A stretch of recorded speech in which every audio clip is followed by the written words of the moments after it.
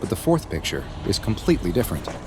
This one shows what looks to be someone's feet. It's But his they're up in the feet! air. It's the very place It's he the is place now. that he's in! The police station's address. Next to No! it is the date. It's impossible, though. The It's date this! is Today! It's me!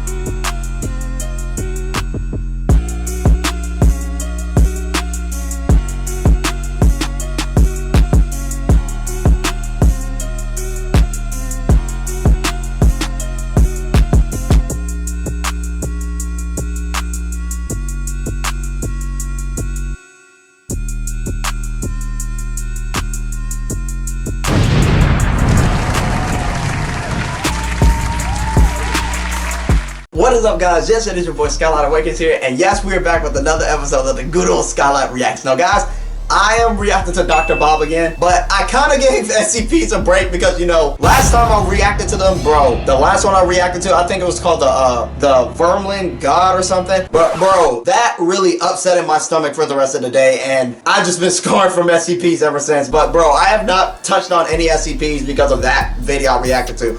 But, however, I did not forget about this series. But yes, we are checking out some more SCPs, and I love watching Dr. Bob because the dude, he talks to like the SCPs afterwards, or like, you know, he pretty much plays like that role play, like if he was actually there, and he talks to the clients. But I love it when he does like those impressions. But anyway, guys, we are checking out SCP-767 True Crime Anomaly. I have some more stuff coming up for y'all because, man, y'all just keep growing overall tremendously. And that's outside of me reacting. That's with me doing my own personal things. And then some days I have to take days off. Just keep showing me the love and I got y'all. No!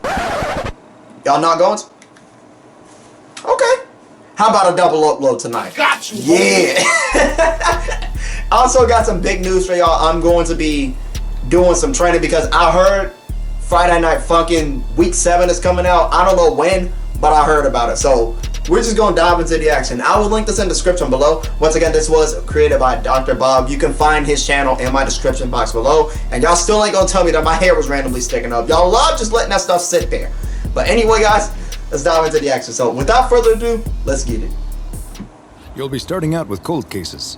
The police chief tells the detective who has just arrived for his first day at the precinct. Why does he look We've got so more than enough pissed? to keep you busy, so head on down to the archives and get started. The new detective is looking forward to taking on these unsolved crimes. He looked pretty serious about it. Since forgotten cases is one of his specialties. Why does he look so and it angry? brings him great joy to solve the puzzles that no one else has been able to. The detective heads to a part of the police station that doesn't look like it sees much foot traffic, where he finds the door labeled Archives. Inside the room, the air is musty, and when the detective sets down his bag on a table, a thick cloud of dust is ejected and makes him sneeze. He takes out the list of cases he's supposed to be working on and goes to a shelf containing rows and rows of evidence boxes. He pulls one down and starts looking through the files inside. It's full of police reports, witness statements, crime scene photos, and even bits of evidence. Yeah. Hours pass as the detective goes down his list, looking through box after box, report after report. Hey. He finds that it's best to take a cursory survey first and see if anything leaps out at him, before drilling down to start combing through the details.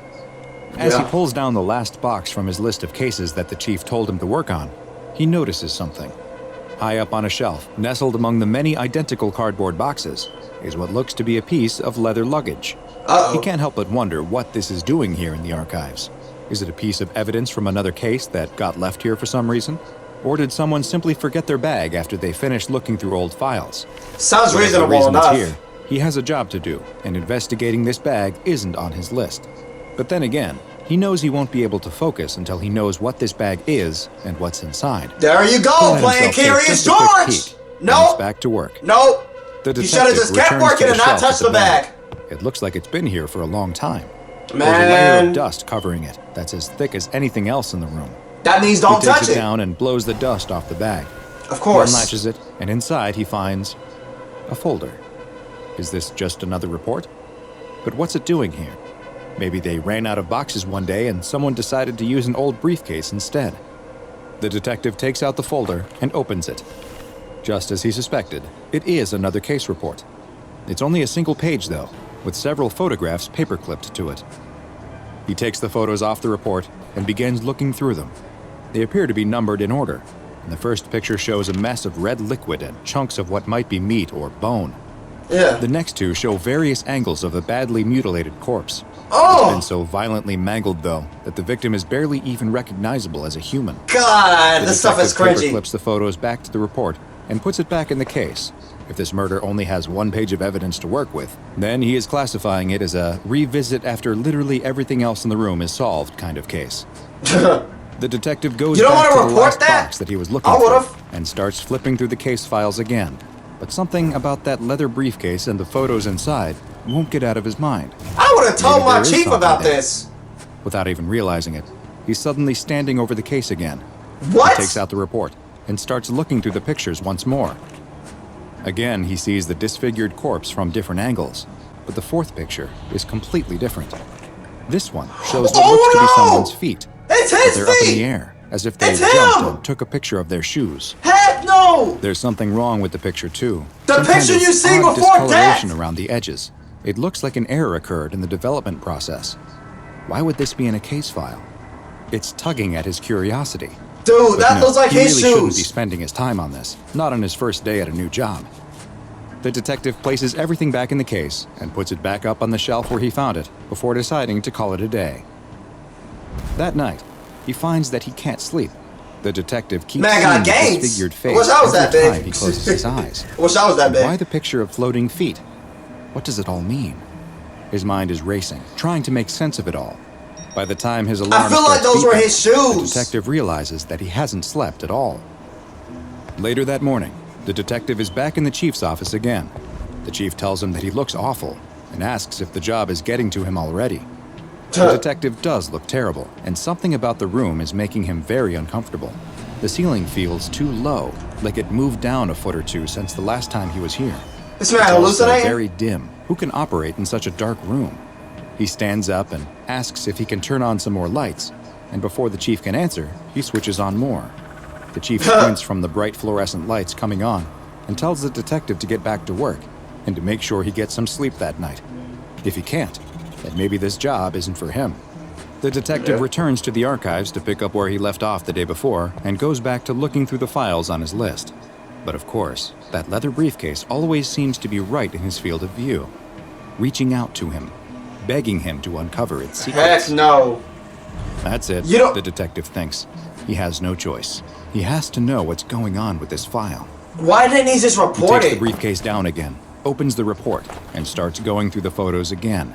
3 pictures of a gross corpse, check. Picture 4 showing someone's feet. Nothing new there. Okay. Now it's time to finally look at the rest. The 5th picture is similar to the 4th, but the person's feet look a little closer to the ground. Wait a minute. Are these in reverse order? He looks at the next. This one doesn't have anyone in it. It's a picture of a table, and it looks like there is writing on it, though the writing is very small. He leans in close and squints, but he still can't make it out. He runs to his own bag and searches around until he finds what he was looking for, a magnifying glass.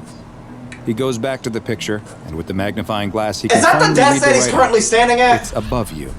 He snaps his head up and looks above him, but nothing is there. What? He laughs to himself. Of course nothing is there. Kind of laugh? Maybe the chief is right. Maybe something really is getting to him and he isn't cut out for this job. But still, he needs to learn more. He looks at the 7th picture. He sees now that he was right. These are definitely in reverse chronological order. In the next picture, he sees whoever took the photos approaching the table in the room. In the 10th photo, he sees them walking through a doorway. In the 11th, he sees them opening the door to the room. Finally, he comes to the last photo. It's a photo of the closed door to the room. There's writing on the door, and the detective can hardly believe what he's seeing when he reads it. The writing on the door says, I knew it! Archives. Bro! The detective jumps up and spins around, but the room is empty. There's no one here but him. What's going on? Is this some kind of prank? He picks up the report the pictures were attached to. There must be some answers in there. The paper appears to be a standard police report that was filled out following the discovery of a homicide. Dude, you don't see what's behind you? Lists the address where the murder took place. It's the very place it's the place that he's in! The police station's address. Next to it is the date. It's impossible, though. It's this! Today! What? Holy freak! I know it! I called it! Archives can hold untold secrets, and many of those are often quite dangerous, as anyone familiar with the SCP Foundation is already well aware. Rarely is the file in the archive itself the danger. But This that dude is exactly showed the case him with how he was gonna SCP-767, a deadly series of crime scene photos that are anything but what they seem. SCP-767 is the designation for a series of anomalous objects, which were recovered from a police department's own archives. They include a series of 12 Polaroid photographs, which have been given the designation SCP-767-1 through 12, that appear to be the source of the anomalous properties surrounding the objects. Holy Each cow. photograph is labeled 1 through 12 in the lower left-hand corner, though they appear to be labeled in reverse chronological order. When viewed in reverse, that is, starting with the picture labeled 12, the photos depict a first-person perspective of someone entering a room and examining a table. The table will have writing on it, which alternates between the iterations of SCP-767, and will either read, "It's above you," or "on the ceiling," written with a red substance that appears to be fresh blood. The next photos continue to be from a first-person perspective and will show the person taking the photos being lifted up into the air above the table, with wisps of black smoke visible around the edges of the frame that look at first glance like either photo development issues or damage to the picture. The final 3 pictures depict a fresh corpse that has been so heavily mutilated by lacerations that it is completely unrecognizable, while the last picture shows a body that appears to have been virtually liquefied in some way, with gore and viscera spread around the room. I say obliterated more than liquefied. The origin of these photos is unknown, and it's unknown if they were ever taken at all or merely manifested in some way. When the photos are taken to a new location and are allowed to remain there for 1 week, they will change to reflect a room within the building where they are being kept, with the individual portrayed in the photos being an image of the last person to experience the photo's frightening effects. More on what those are later.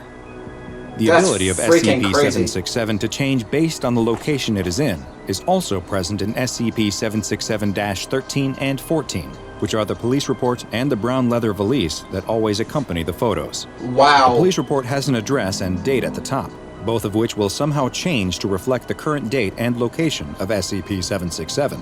While the leather briefcase has a gold monogram on it that will change to whatever the name is of the owner or head of the structure that it is contained in.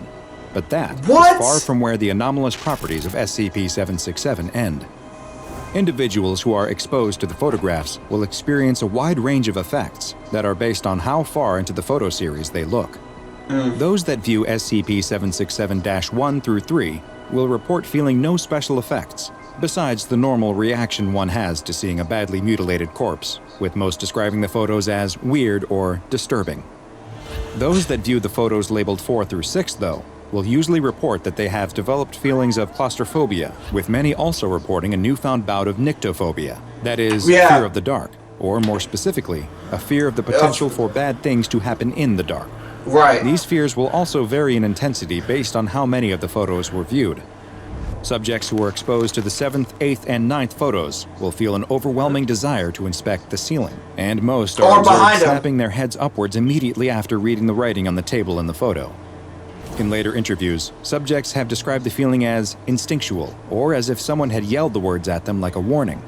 Following this, the subject will experience a sensation of being watched and will usually report having persistent chills. Those who view the final 3 photos will appear to suffer a fear-induced paralysis effect when they attempt to move away from the photos. A shadowy, black, effervescent mass will begin to form on the ceiling directly above the subject, which has been designated SCP-767-15, though the presence of this mass has only been reported by in-person witnesses, as it doesn't appear on photographic or video recordings. Tendrils of the gaseous material will reach down from the mass and grab the affected subject, lifting them up into the air before violently attacking them. The subject will suffer deep lacerations as the tendrils cut into it before it completely destroys them, leaving them as little more than a pool of blood and pieces of flesh. The nature of this dark cloud of gas, where it comes from, or why it engages in this behavior is currently unknown. Attempts to stop it once it has gotten hold of its victim have only led to those who intervene being pushed away by a powerful force, with all weapons passing harmlessly through the mass. In the time since its discovery by the SCP Foundation, multiple other unsolved cases of victims that appear to suffer similar fates have been identified, and investigations into whether they are connected to SCP-767 and the 767-15 entity are ongoing. The SCP-767-1 through 12 photos are to be kept inside of the SCP-767-13 report, which is itself stored within the brown leather SCP-767-14 valise. and the entire group is kept at an SCP Foundation Hazardous Items Secure Containment Center. Due to the little we understand about its nature or origin, the entirety of the anomalous objects that make up SCP-767, including the SCP-767-15 entity, have been classified as Euclid, and any access to the objects requires written authorization from at least one Level 4 site administrator. SCP-767 may not be the most dangerous file in the SCP Foundation's archive, but it may just be the most dangerous literal file. There are plenty other surprisingly dangerous objects that can impact you in ways you never expected, though. Like SCP-1875, the antique chess automaton that is capable of powerful effects that you have to see to believe. Go watch that file examination right now, and don't forget to subscribe to be the first to learn about the next anomaly from the SCP Foundation's classified archive. He juked it, he said. Okay, cut these whispers out, bro. Cut out these whispers. I don't like the sound of that. Bro, okay. First of all, I just like to say how, towards the end of it, like how Dr. Bob engages with the freaking SCP. Like the one that they were previously talking about. Because the smoke tried getting him, and SCP just automatically dodged, still looking at the camera. He said, like the vermin got one. When it's talking about the insects and then a fly bit him, he said, ow. And then he killed it. He was talking about that one. But I'm getting off subject. Neglecting that, this thing was classified as Euclid. And I'm actually surprised that it wasn't classified as anything bigger than that, because I knew for a fact it wasn't going to be classified as safe, because there ain't nothing safe about that case. I called it in the beginning. I said those got to be his legs and his shoes, because the environment that had those pictures taken, it looked exactly like the facility he was in. But I didn't want to overtalk the video, because you know, you guys want to be able to hear the reaction. I know I jumped and then I started making noise, but look, man, I was just bamboozled about all that. Now I can really get into like the actual facts. I called it at the beginning. I said, those are his legs. It's gotta be. And then he said, it's above you. He looked up. The dude started having like some freaking, what was it called? What was it called? He had fear of the dark. He did not want to have anything bad happen into the dark. The dude started hallucinating.